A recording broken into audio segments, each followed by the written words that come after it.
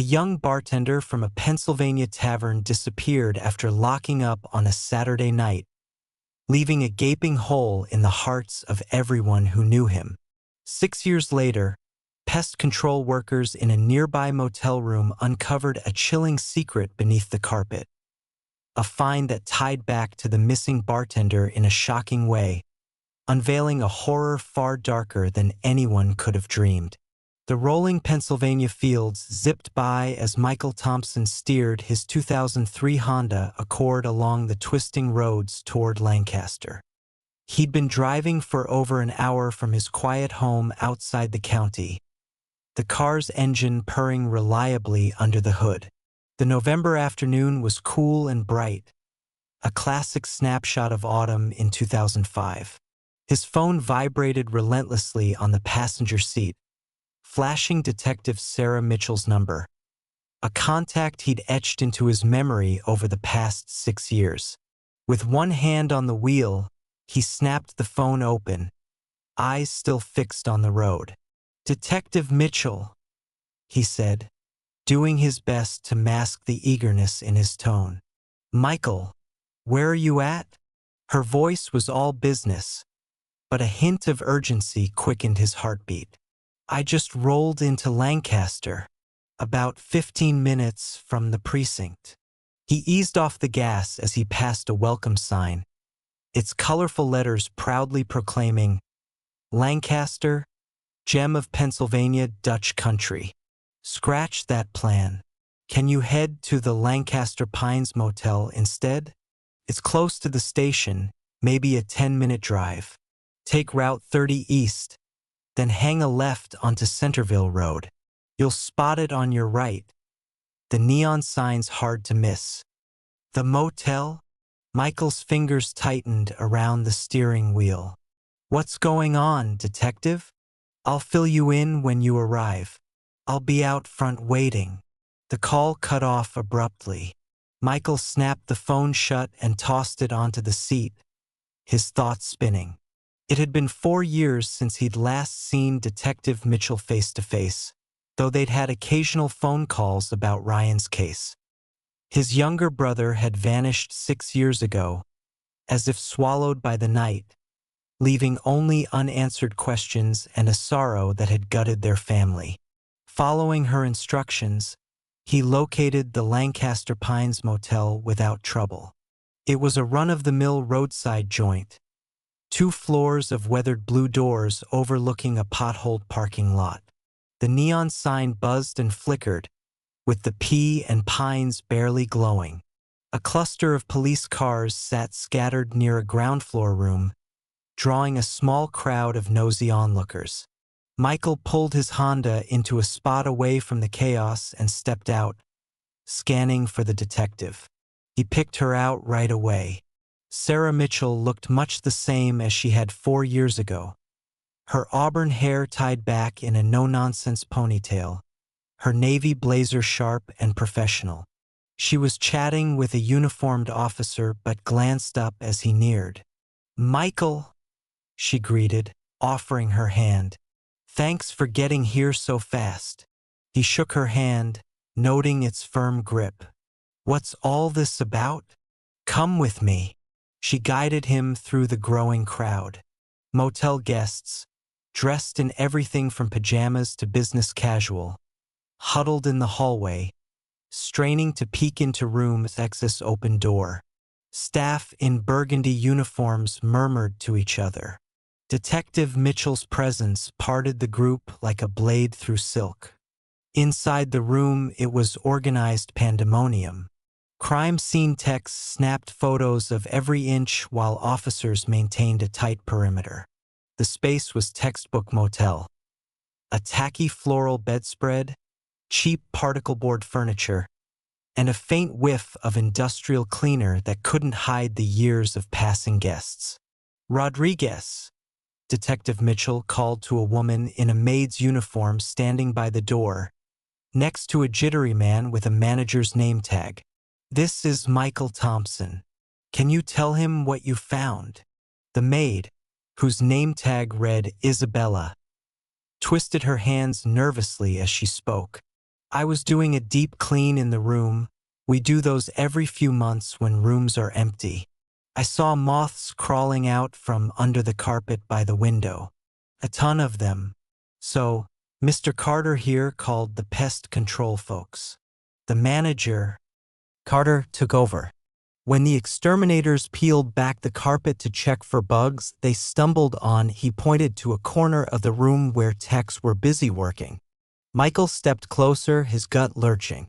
On the bare wooden floor, someone had scrawled a complex symbol in what looked like black paint or marker, a pentagram inside a circle with smaller markings at each point.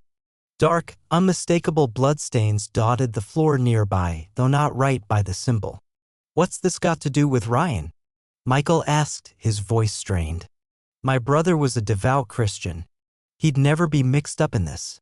Detective Mitchell held up an evidence bag. "We did a quick DNA test on the blood. The preliminary results matched your brother's profile in our system. We had his DNA from personal items you gave us 6 years ago, a toothbrush and a comb." Michael stared at the bag, struggling to wrap his head around it. "That blood's 6 years old. You're sure the test is solid?" "Field tests aren't foolproof, but they're good enough to move forward."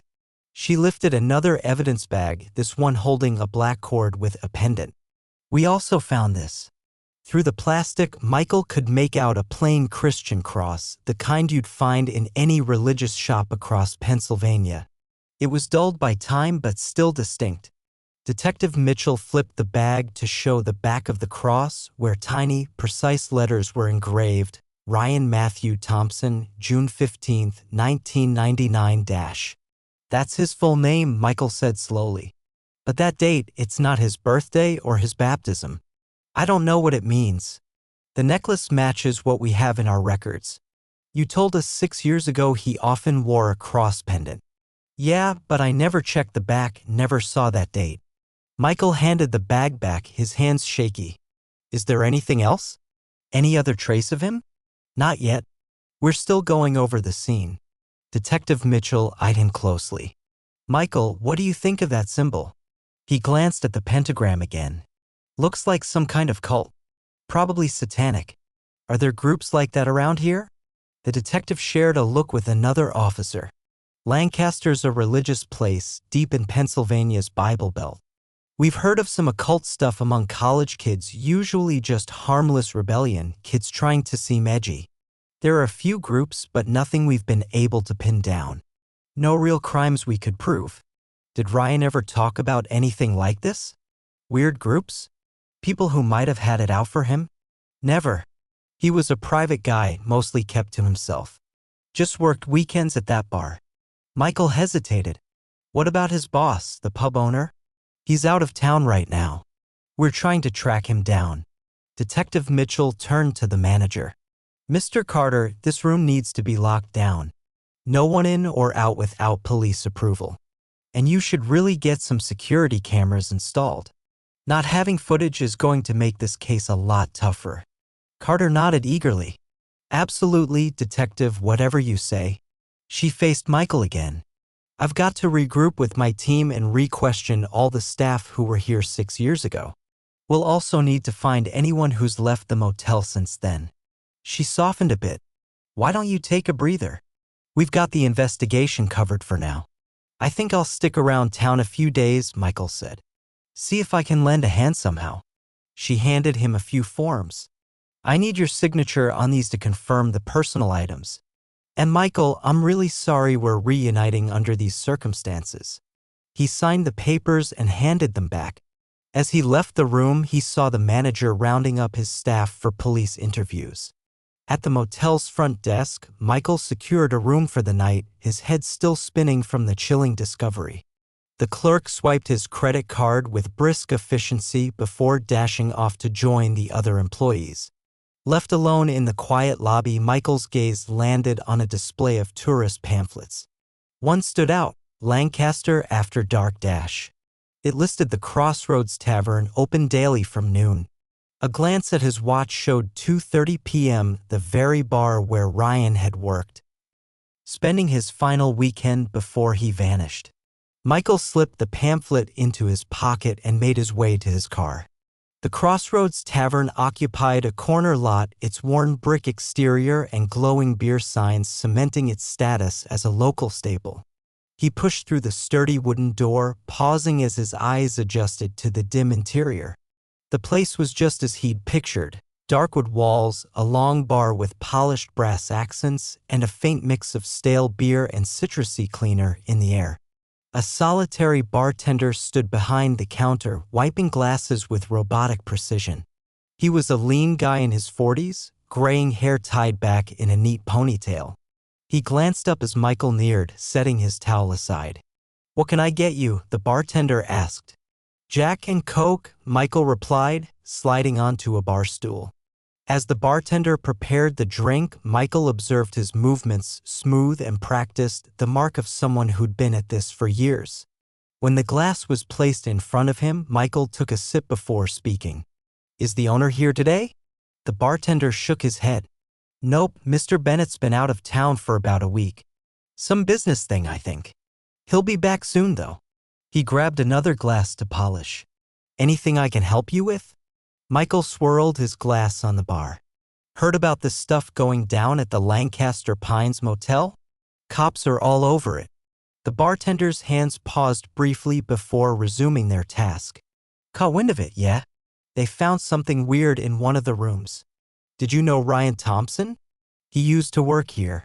The bartender set the glass down, his face tightening with caution. "Yeah, I knew Ryan. Shared a few shifts with him back then. Solid guy, always showed up." His eyes narrowed slightly. "Why were you asking?"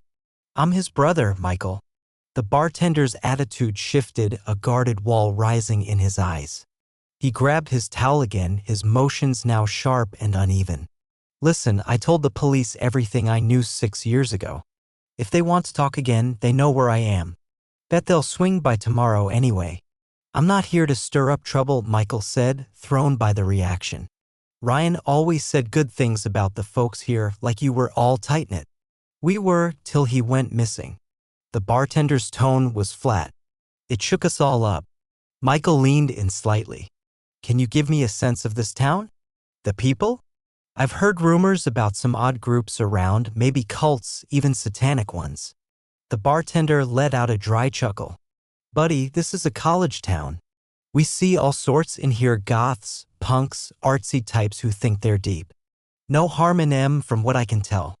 He drifted to the other end of the bar, putting space between them. "They order drinks, pay their tabs, and keep the peace. That's all that matters to me. But have you seen any real organized groups? Anyone who might have had a beef with Ryan? I pour drinks. I don't poke into people's lives." The door jingled as new patrons walked in, a pair of college students, a guy and a girl, both in black jeans and band tees. They sauntered to the bar, IDs already out before the bartender could ask. He inspected them closely, then poured 2 draft beers. Michael downed the last of his Jack and Coke and reached for his wallet. He slapped a $20 on the counter, covering the drink with a solid tip. As he stood to go, the bartender spoke up. "Hey, didn't mean to come off harsh. Just gotta watch what I say. The owner, Mr. Bennett, he was closer to your brother than the rest of us. When he's back, he might have more to share." The bartender flicked his eyes at Michael, then away. "But if you want to dig into Ryan's life, check out his church.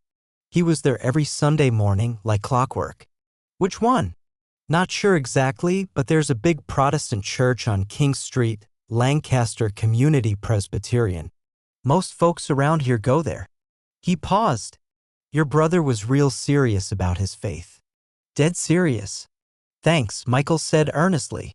He glanced at the students, now engrossed in their beers and conversation. Both sported odd rings on their right hands, silver bands with some kind of design he couldn't quite make out from where he stood. Probably just a trendy band logo or something he was too old to get. He tossed an extra $5 on the bar and headed for the door. The bright afternoon sun stung his eyes after the tavern's gloom.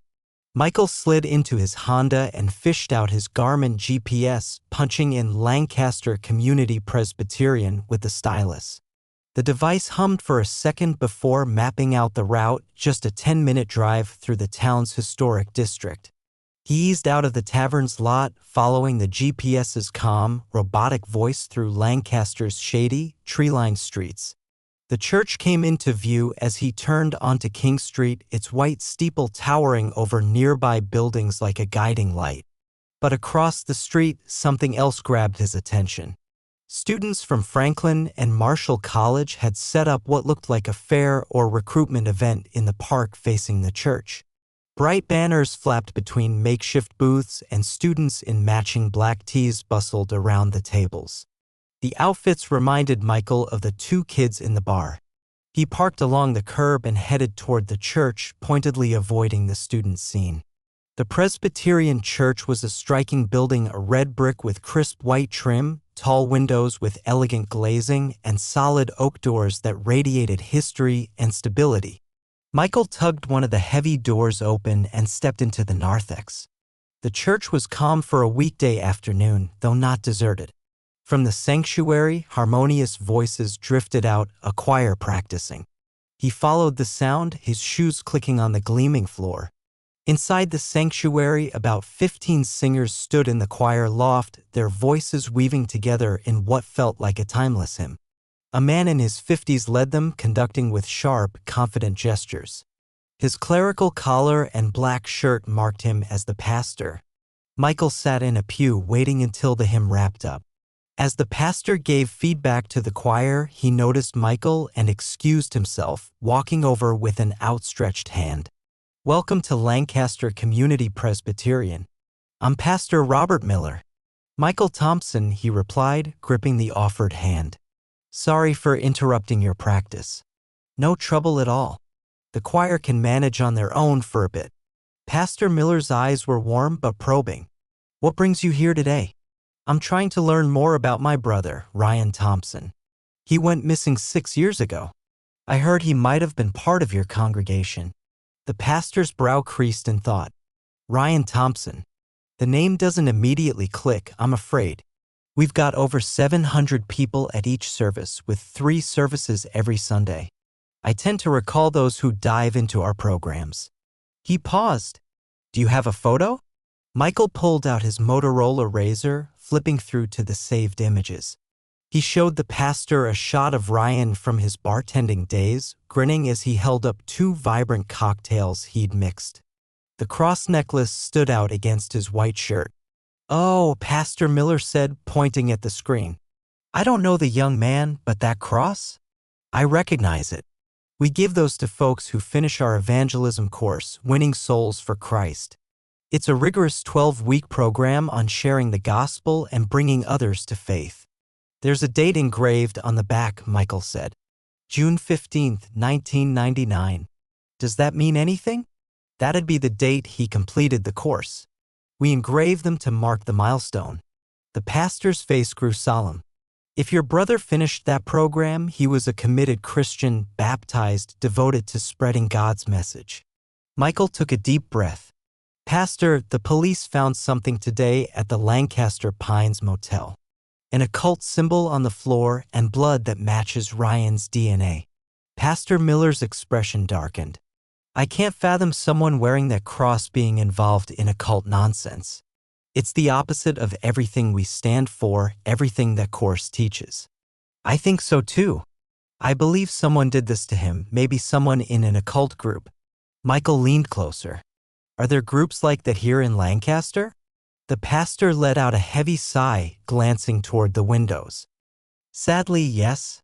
That's why we started the evangelism course to begin with. We've noticed a troubling rise in occult interest, especially among college kids, things like witchcraft, magic circles, ritual stuff. It often starts as rebellion or curiosity, but it can spiral into something much darker." "How organized are these groups?" "More than you'd expect. They're not just sneaking around in basements anymore. They host public events, recruit through student clubs. They're brazen about it."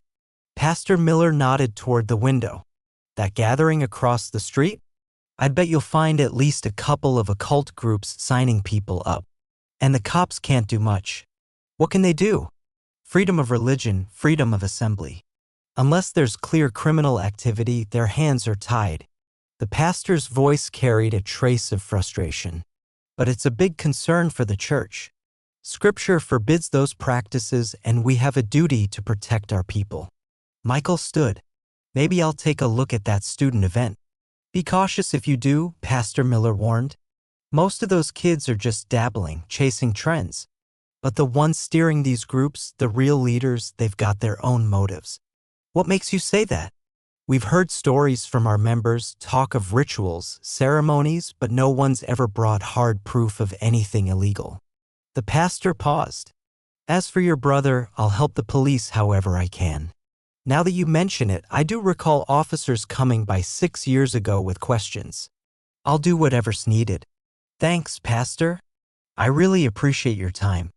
Hold on, Pastor Miller said as Michael started to leave.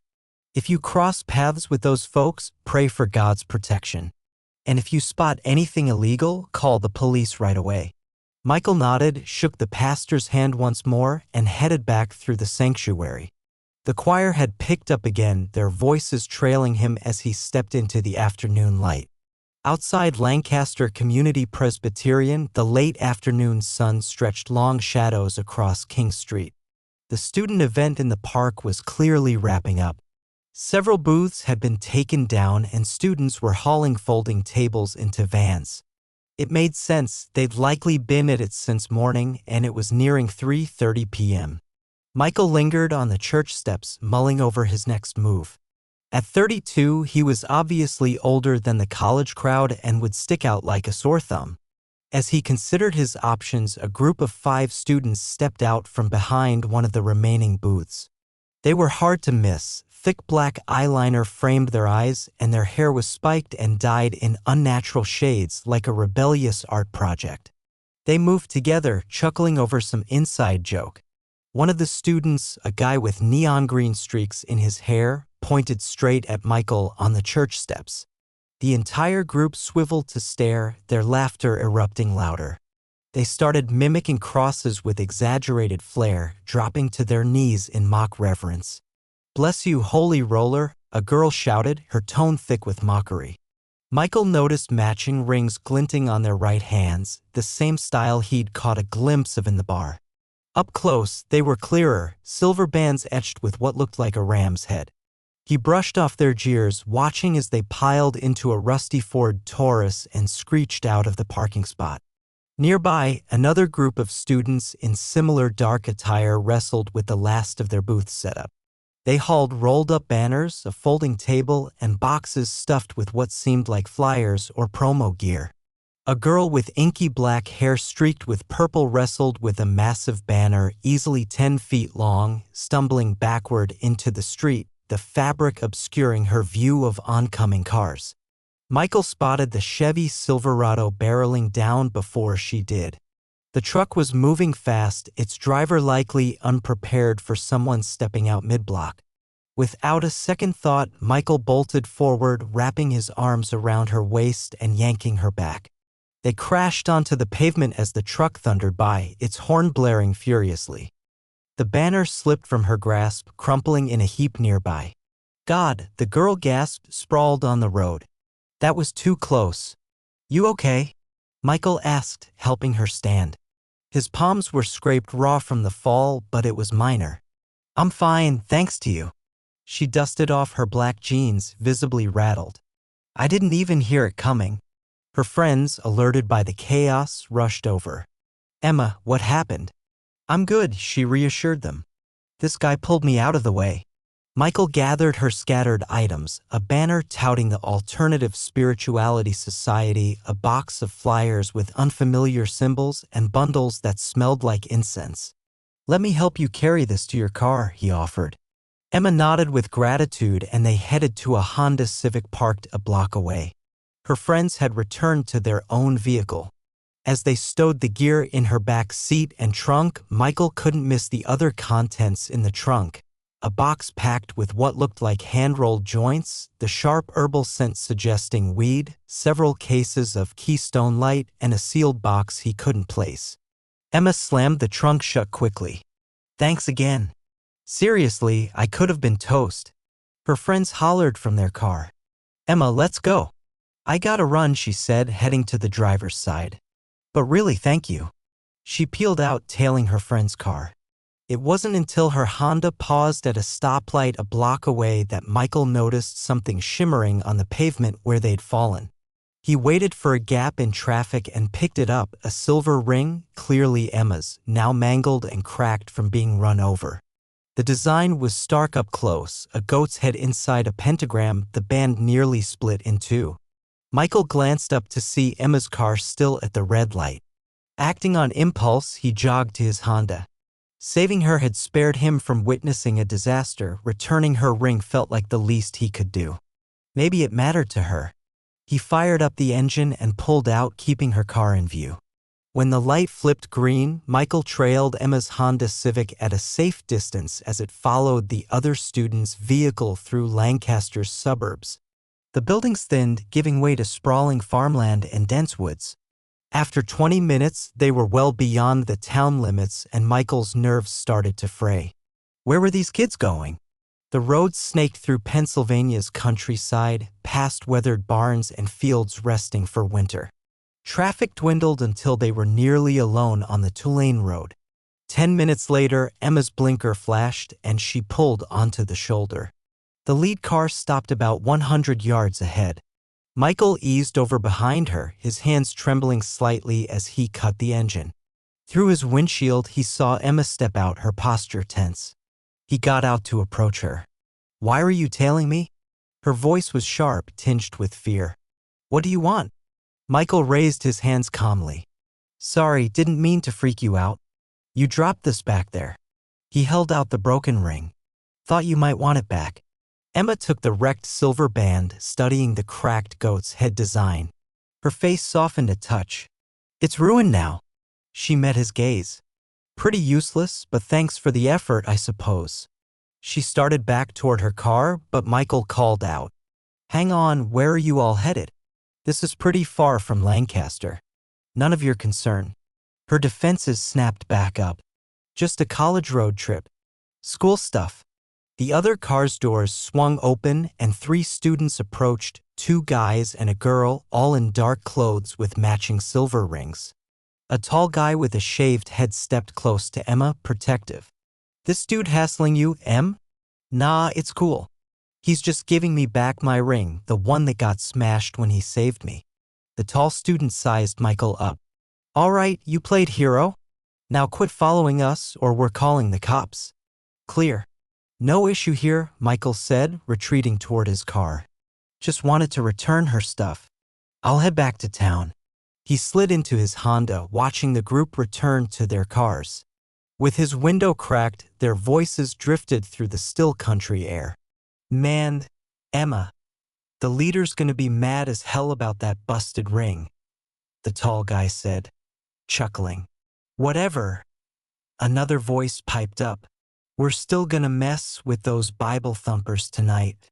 It's gonna be wild."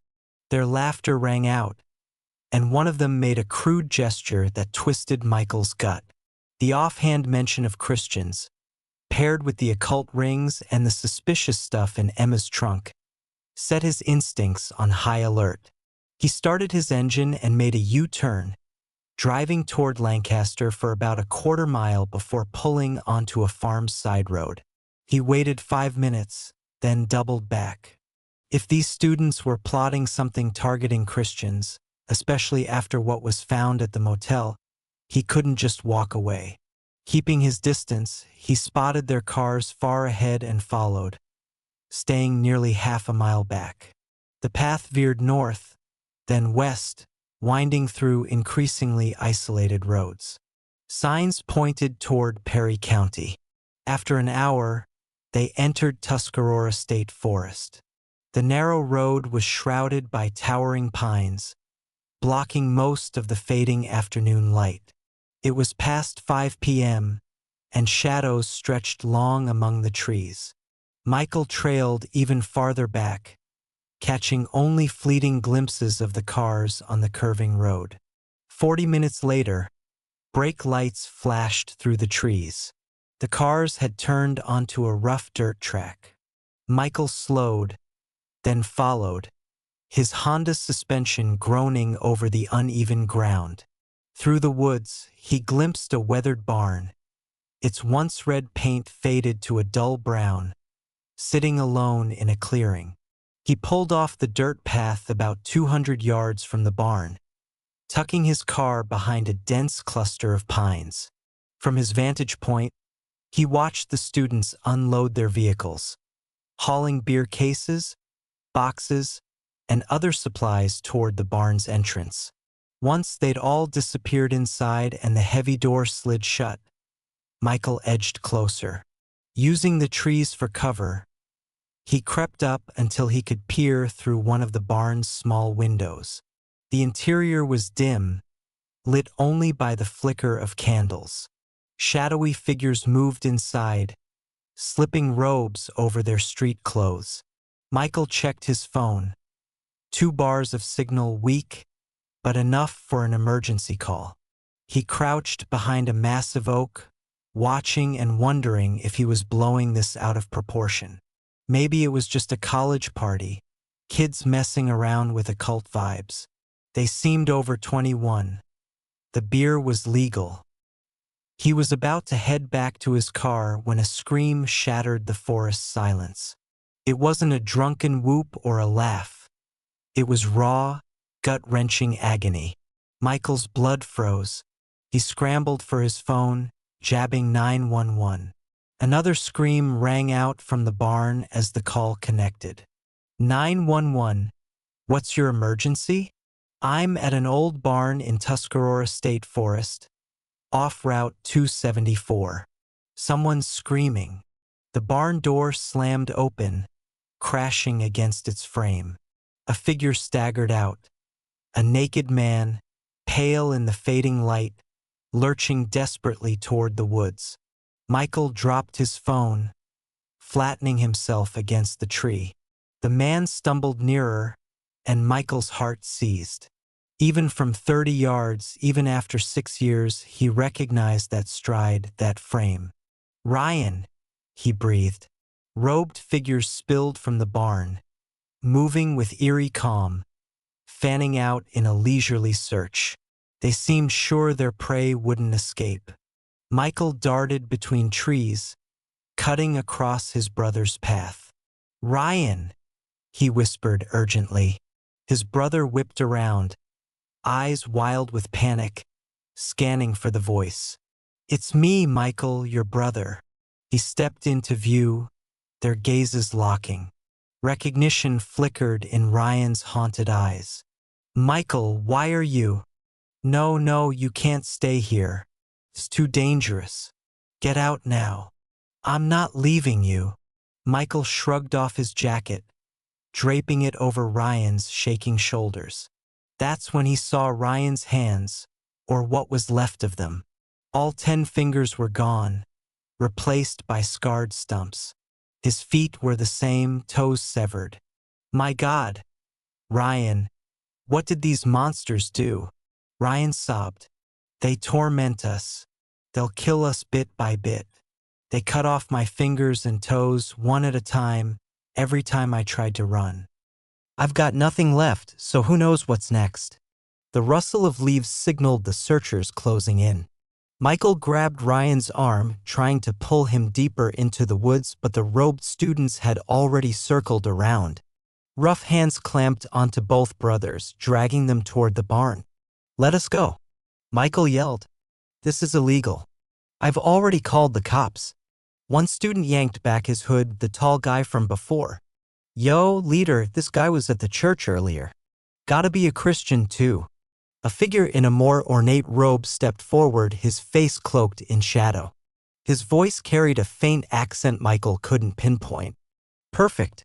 Satan's gifted us another soul. He waved to his followers. Take them inside. Get the crosses ready. You're out of your mind, Michael growled, fighting against the grips holding him. The leader leaned closer, his breath sour with booze and something sharp, chemical.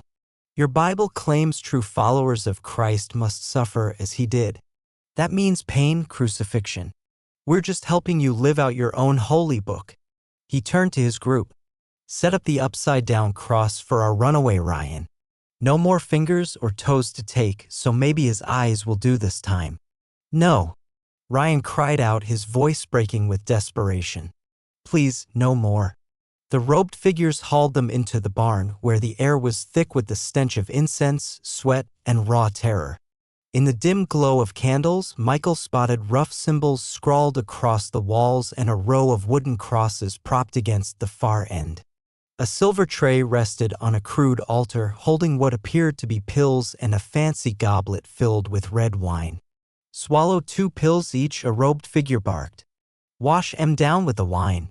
It'll make this easier. Michael and Ryan stood paralyzed. Then, summoning a surge of frantic strength, Michael swung his arm, knocking the tray to the dirt floor, pills flying and wine splashing against the wall. Damn it! Grab those pills! The cultists dropped to the ground, scrambling to recover the scattered drugs in the flickering light. In that chaotic moment, the wail of police sirens sliced through the barn's heavy atmosphere, growing louder as they closed in fast. The piercing sound of approaching sirens shattered the barn's suffocating vibe. It jolted Michael, filling him with a reckless burst of courage. As the robed figures fumbled for the pills, he wrenched free from their distracted grips. His gaze darted around the barn and landed on an elaborate wooden chair, almost like a throne, where the leader had been perched. Slung over one arm was a leather holster cradling what looked like a .38 revolver. Without hesitation, Michael dove for it, his fingers wrapping tightly around the handle. Back off, he shouted, sweeping the gun in a broad arc, his hands trembling but his voice steady. Stay away from my brother. The cultists froze in place. One, still clutching Ryan, pressed a blade to his throat. Drop the gun, or he's done right here. You heard him. I opened fire, Michael shot back, stunned by his own calm. Starting with your leader. The sirens grew deafening, multiple vehicles, from the sound of it.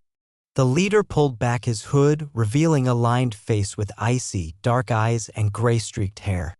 He looked more like a corporate type than a cult master, save for the sharp, ruthless glint in his expression. You won't pull the trigger, he said coolly. Not if you're a Christian. Chaos erupted from the barn's dark corners. Figures surged out from behind piled hay bales and rusted farm tools, naked, scarred, but alive. The other Christian prisoners threw themselves at their captors with the wild strength of those with nothing left to lose. The barn turned into a madhouse. Robed figures wrestled with their former captives. The knife slipped from Ryan's throat as his captor was tackled to the ground. Someone toppled a candelabra, sending shadows leaping wildly across the walls. Michael seized the moment. He bolted for the barn door, flinging it open and yelling, "Over here. We need help now." State police cruisers skidded to a stop in the clearing, their red and blue lights bathing the trees in a surreal glow. Officers spilled out, guns drawn, moving with disciplined precision. "Drop the weapon," one shouted at Michael. He set the revolver on the ground instantly and raised his hands. "There are victims inside. They need help." The officers stormed past him into the barn. What followed was quick and professional. Orders echoed, down on the ground, hands visible. Outnumbered and caught off guard, the cultists barely resisted. One by one, they were cuffed and marched outside. Police lined them up on their knees in the grass as more cruisers rolled in. EMTs arrived right behind, pushing gurneys and toting medical bags. Michael watched an officer yank the hood off the leader, his face now fully lit by the flashing lights. The officer's eyes widened as he spoke urgently into his radio, snippets reaching Michael, confirmed ID. Victor Salazar, Mexican national on the wanted list. More officers swarmed the kneeling leader, their demeanor shifting to high alert. The victims were being led out of the barn now, wrapped in thermal blankets, some stumbling, others carried. Michael counted 5 besides Ryan, all bearing marks of long-term captivity and abuse. Their relief was raw, some wept, others stared blankly at the sky they'd likely thought they'd never see again. Among the cuffed cultists, Michael recognized faces from the student fair. There was the tall, shaved-head guy, now looking young and terrified without his hood. And there was Emma, the girl he'd saved from traffic, her heavy makeup streaked with tears, her face a mix of shame and fear as an officer secured her wrists. A detective approached Michael, notebook ready. "Sir, I'm Detective Lopez. Can you explain how you ended up here?" Michael pointed at Emma. "I saved the girl from getting hit by a car earlier today. She dropped a ring with a cult symbol and I followed to return it. That's what brought me here."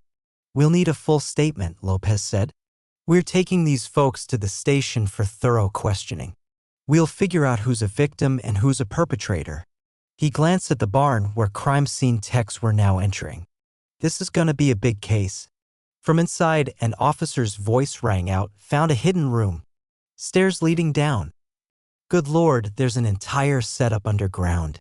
More emergency vehicles pulled up, FBI, ATF, and what looked like DEA. Whatever they'd uncovered was far beyond a simple cult. "Michael." He turned to see Ryan on a gurney, an oxygen mask over his face.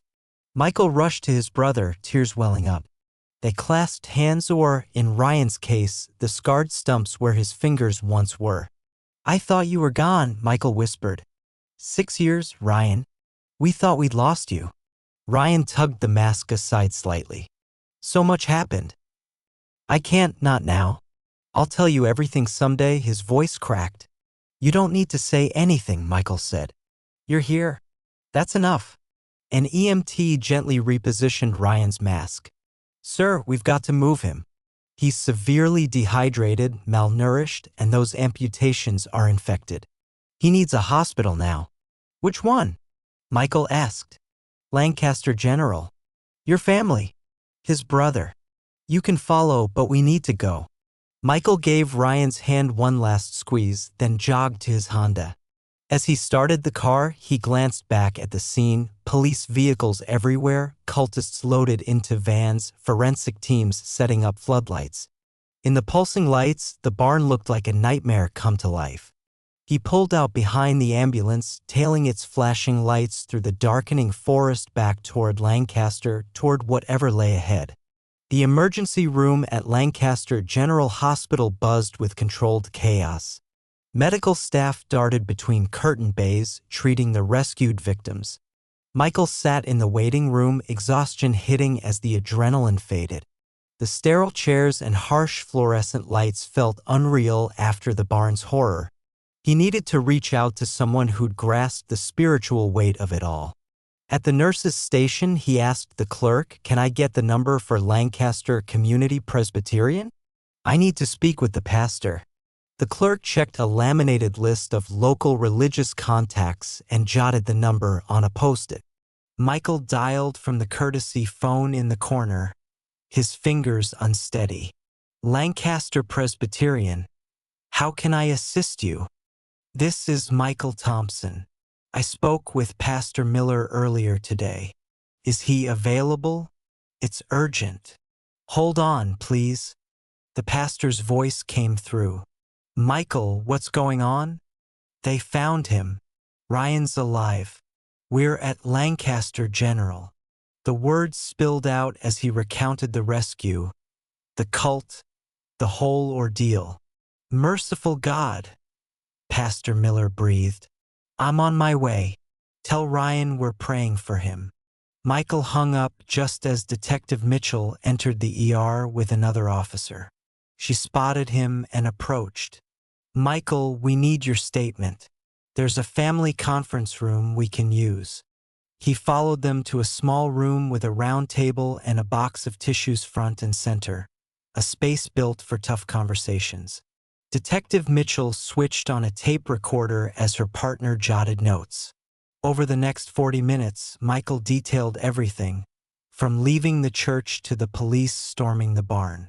The detectives asked for clarifications now and then, but mostly let him speak. When he finished, Detective Mitchell leaned back. "The students are talking now. Most are just scared kids who got in too deep. But we've uncovered something massive." "The leader?" Michael asked. "Victor Salazar, a Mexican national wanted by the DEA for 18 years. He's been running drug ops across the Northeast. But this She shook her head. This is something else. He built a cult to push his product, supplying drugs to his inner circle, the faithful, he called them, in exchange for recruiting new members.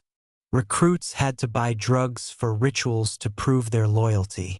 It was a self-perpetuating scheme. And the Christian victims? That came later. Some members genuinely despised Christians, thought torturing them served Satan. Salazar fed into it, keeping them distracted from his real operation. She checked her notes. One of the arrested students, Tyler Grayson, said your brother was targeted on purpose. Why Ryan? He converted one of their former leaders to Christianity, James Bennett, the owner of the bar where Ryan worked. Bennett left the cult, turned Christian, and they pinned it on Ryan. It was payback. Michael's stomach churned. James Bennett was in the cult?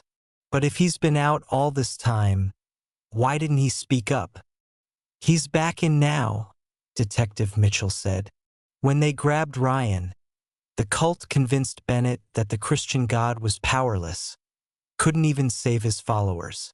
Because of his earlier betrayal, they stripped him of any leadership role, kept him low until he could prove himself again.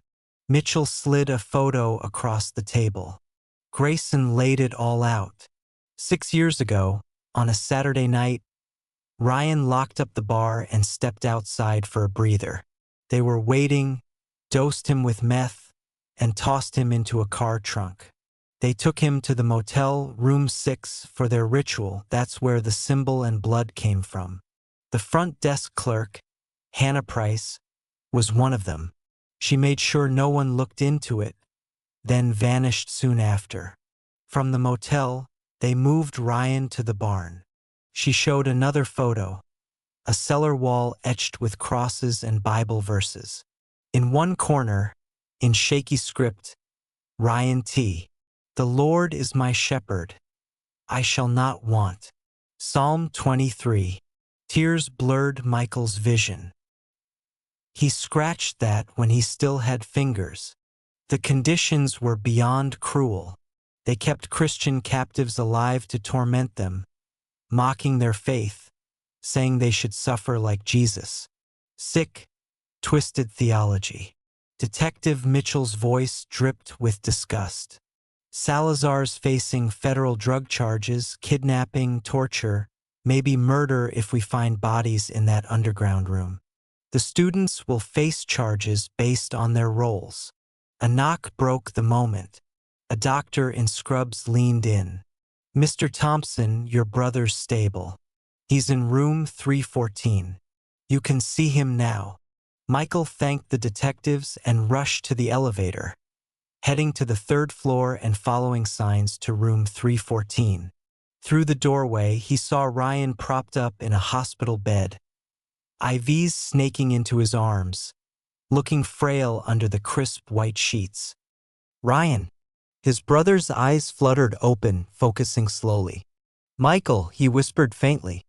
Michael dragged a chair close, gently taking Ryan's scarred hand. Tears flowed freely now, 6 years of pain, guilt, and faint hope crashing together. Ryan's lips moved, barely audible. Though I walk through the valley of the shadow of death, I will fear no evil. For you are with me, Michael finished. Your rod and your staff, they comfort me. A figure appeared in the doorway, Pastor Miller, still in his clerical collar, clutching a worn Bible. May I join you? He asked softly. Michael nodded, and the pastor stepped in, standing at the bed's foot. Ryan, I'm Pastor Miller from Lancaster Presbyterian. Your brother told me what happened. We've been praying for you, our whole congregation, for 6 years. Ryan's eyes welled with tears. The pastor opened his Bible but set it aside, choosing to pray from the heart for healing, peace, the other victims, and even the souls of those who'd committed such horrors. As the prayer ended, Michael felt a subtle shift in the room, not a flashy miracle, but a quiet calm. His brother was alive, broken and scarred, but here. The valley of death's shadow hadn't claimed him. Through faith, hope, and a love that held strong through 6 years of uncertainty, they'd found each other again. In that hospital room, amid beeping machines and the PA's distant calls for doctors, Michael realized the deepest testimonies often rise from the darkest places. Ryan weakly squeezed his hand, and Michael returned the grip, words unnecessary. They were together. The rest could wait.